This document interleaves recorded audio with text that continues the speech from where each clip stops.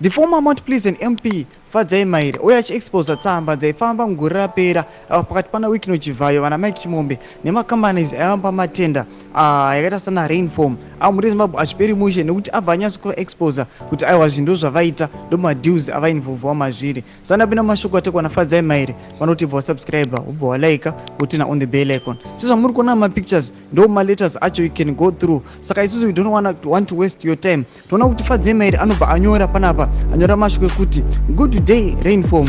Number 1, were you the company that printed the ballot papers for Zimbabwe's elections last year?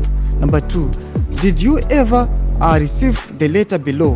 Number 3, do you know anything about the persons named in the letter or those who wrote it? We look forward to hearing from you. Domashoko anonyogwa naFadzai Mahere. Aiwa toona kuti muleta macho mamenshiniwa mazita anaWicknell Chivhayo wamoziva vakomana vari kunetsa mazuva ano nemane evidence nemaaudios ari kulika. Saka ndo evidence yawanikwa naFadzai Mahere ndobva uya achivabvunza achiti chimbopinduraiwo mumbotaura pamusoro pesamba yandasangana nayo iyi. Ameno chimbotudzai mafungiro enyu munoti kudii pamusoro aiwa pemaadvocatero ari kuita Fadzai Mahere. Munovaziva kuti ndo vasikana vacho vechange, ndo vanhu vari kuda change munyika yeZimbabwe, ndo vari kufamba nethemoto yekuti we now want new leaders. Saka chimbotudzai mafungiro enyu pinai mucomment section medu awanda kuti musasakana kusubscribe kulaika tinoti on the bell icon.